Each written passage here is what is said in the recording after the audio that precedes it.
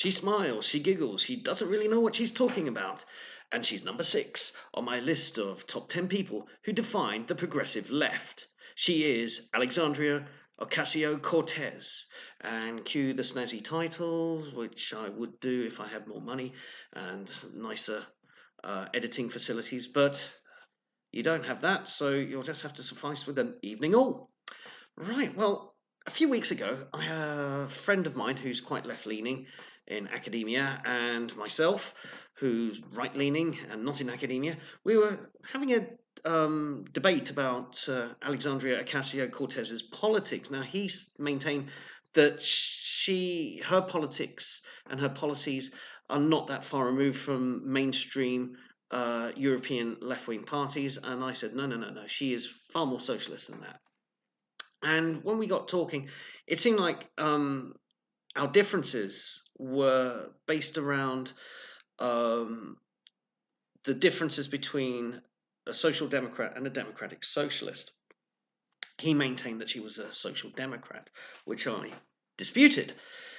Now, the social democrats grew out. I mean, I'm old enough to remember being a teenager in the 1980s when the Social Democratic Party was a thing in the United Kingdom. Bunch of people who split off from Labour when they discovered that they weren't socialists, and in the 70s and early 80s, the Labour Party was very much socialist. Anyway, they didn't last the decade.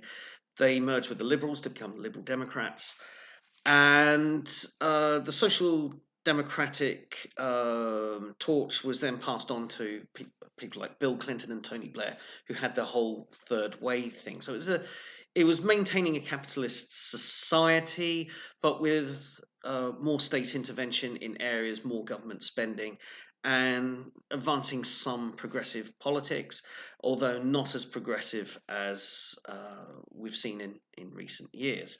They'd be seen as quite reactionary today.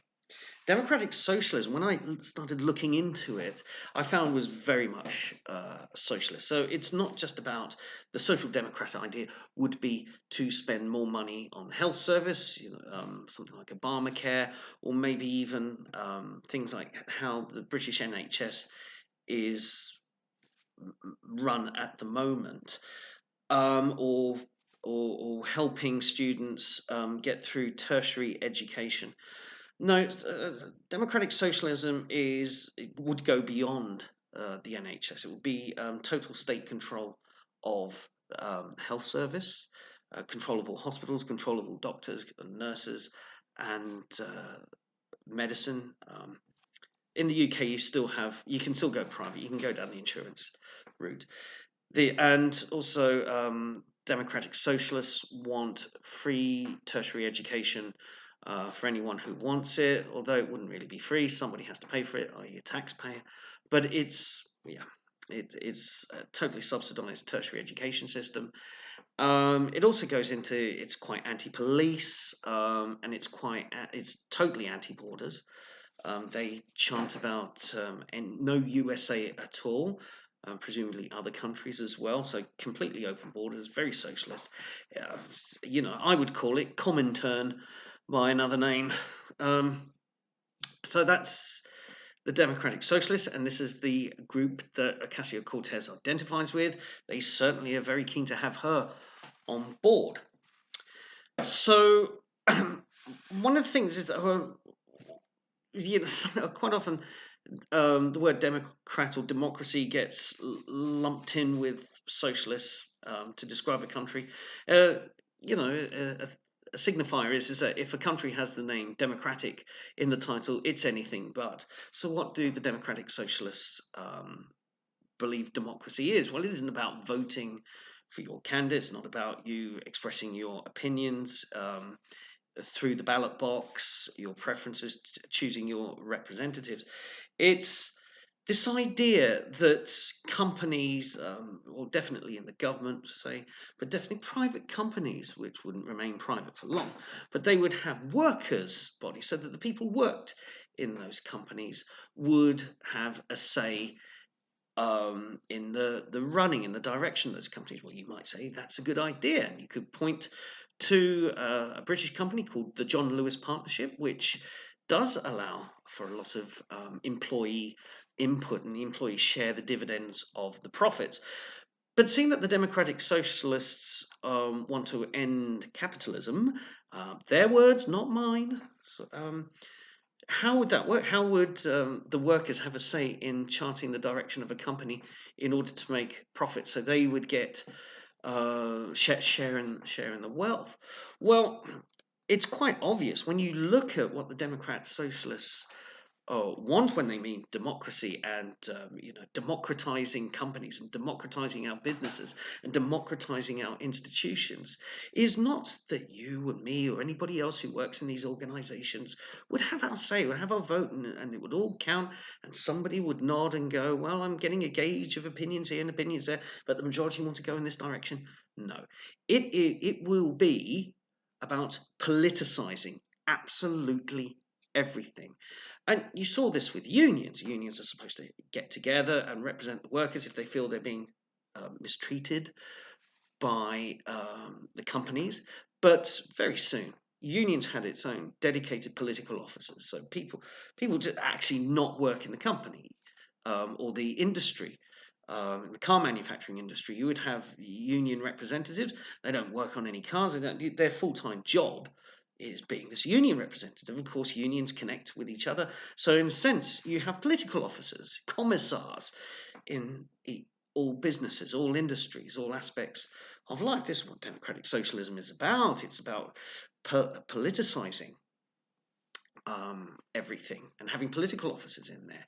And that's where the power would reside. It wouldn't reside with people who worked in those companies. And we've seen depictions of this, mainly from British cinema. It does a very good job of depicting the problem with unions. I mean, in comedic terms, you have Carry On At Your Convenience and I'm All Right, Jack.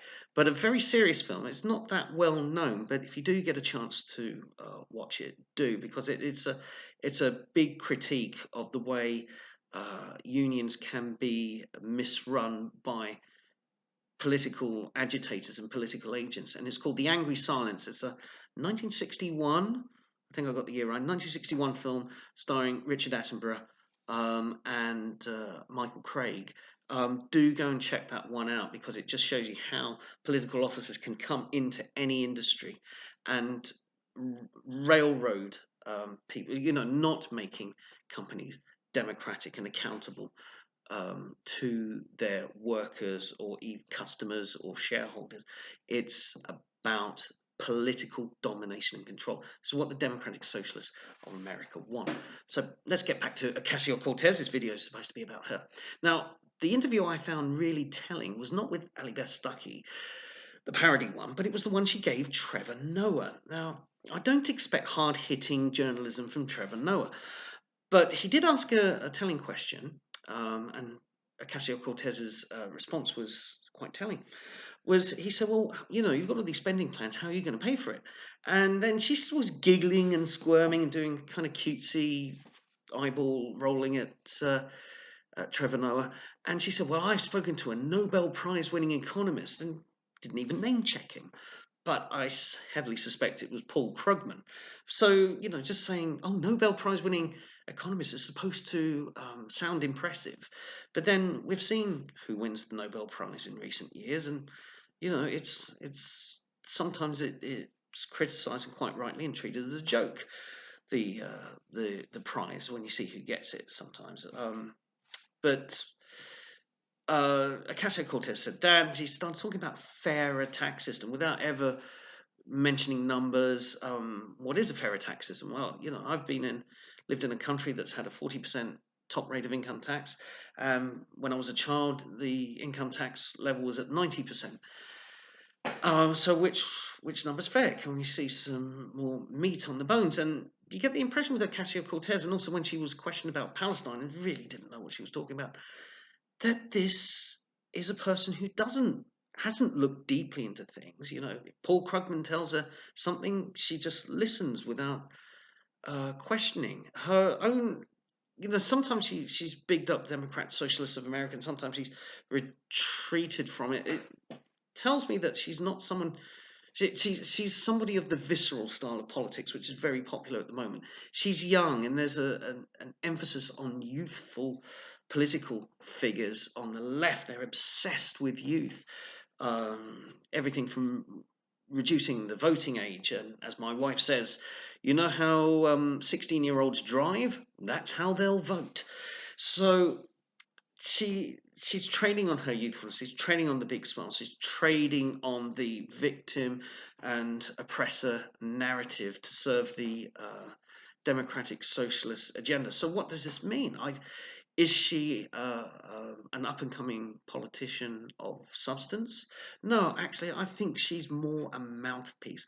I think she is a poster girl, but without much going on deeply. And I think when she gets into the cut and thrust and debate with seasoned uh, opponents, she's going to really come unstuck, and she's going to have to fall back on the youthfulness, on the victim mentality, and she's going to have a soft ride from the left leaning press. When I compare her to another very young politician in the UK, the Scottish National Party has Mhairi Black.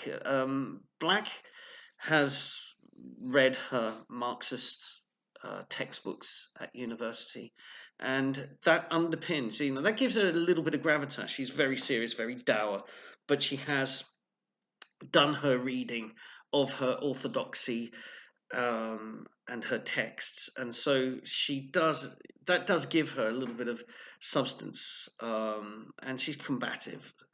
But Ocasio Cortez hasn't got any of those qualities. She's quite nebulous about what her policies mean. She's more a figurehead, and that's why I think she's a defining figure. On the left, she has that youthfulness. She has got a toehold in the political system, but there's not much going on beneath the image. So that concludes my assessment of Alexandria Ocasio Cortez. Next time, I'll be in a few days. I'll be discussing my number 7 person on the list, another American. There's a bit of a clue. And we'll be talking a little bit about aggro and violence. You see, there's another clue. So until then, I will bid you good night and see you in a few days' time. Bye.